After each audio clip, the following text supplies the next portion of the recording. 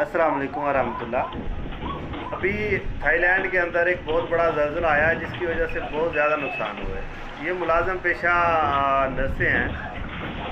आप इनकी ईमानदारी चेक करें कि ये अपने शोबे के साथ, अपनी मुलाजमत के साथ, अपने मुल्क के साथ कितनी मुखलस हैं।